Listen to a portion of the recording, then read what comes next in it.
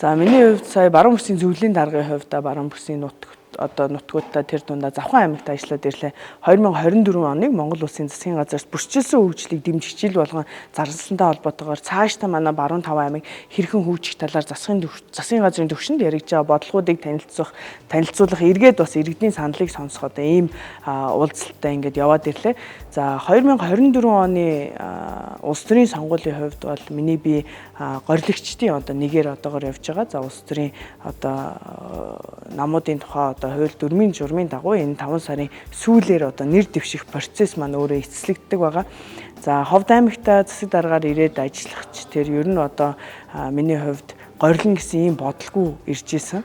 За энэ маань намынхаа хамт олонтойгоо за дээрээс нь бас залуучууд эмэгтэйчүүдтэйгээ ярилцсны үр дүнд энэ шийдвэрийг гаргасан байгаа. Энэ 2024 он бол Монгол улсын хувьд түүхэн сонгуул болох чинь. За яагаад вэ гэхээр бид нар 76 дарга гэдэг зүйлээс 126 төлөөлөгч шилжиж байна. Төлөөллийн арчил гэдгээ бид нар илүү төгөлдржүүлж байгаа гэсэн үг. За өнөөдөр манай баруун бүс нутагт Монгол улсын хэмжээнд 40 хүрэхгүй залуусын тоо нийт хүн амынхаа 70% байдаг. Гэтэл өнөөдөр төлөөлөл нь байна уу? Шийдвэр гаргах төвшин төлөөлөл хангалттай байна уу гэдэг асуудлууд тавигддаг.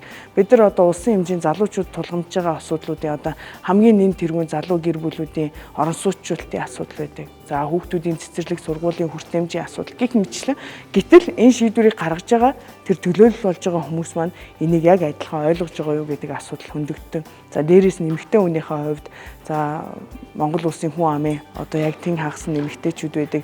За мөн төлөөллийн арчил гэдэг утгаараа энэ төлөөлөл нь байна уу гэдэг утгаар миний хувьд зориглоод энэ хүү шийдвэрийг гаргаад ажиллаж байна. Гэхдээ энэ процесс маань өөрөө эцэслэгдээгүй. Энэ өөрөө дотоод дүрм журамтай ингээ явагддаг асуудал байгаа. За ямар ч байсан энээс үл хамааран Ховд аймгийн засаг дарга болон баруун бүсийн зөвлөлийн даргынхаа хувьд ялгаагүй эмэгтэйчүүд залуучуудынхаа дуу хоолойнд болж ажиллаж эдгээр ажлууд дээр бас тодорхой хэмжээний үр дүн гаргаад явж байна. Ховд аймагта бид эмэгтэйчүүдийн хөгжлийн төвийг байгуулахаар ажиллаж байна. Энэ жил хүүхдэд ээлтэй хүний хөгжлийг дэмжих жилийн болгон зарласантай холбоотойгоор бид нар цэцэрлэгийн насны бага насны хүүхдүүдэд 7 хоногт 2 удаа шимт хичээлийн дэмжлэг болгон сүү олох ажлыг хийж байна. Иргэдийнхаа эрүүл аюулгүй орчин бий болгохын тулд бүтэн аймгийн 17 сумаа камержуулах ажил гих мэтчлэн иргэдийн аюулгүй байдал иргэдийн амьдралын чанарыг сайжруулах олон ажлуудыг хийгээд явж байна. Тэр сонгуул улс төрөөс үл хамааран ажлууд маань үргэлжлээд явж байна.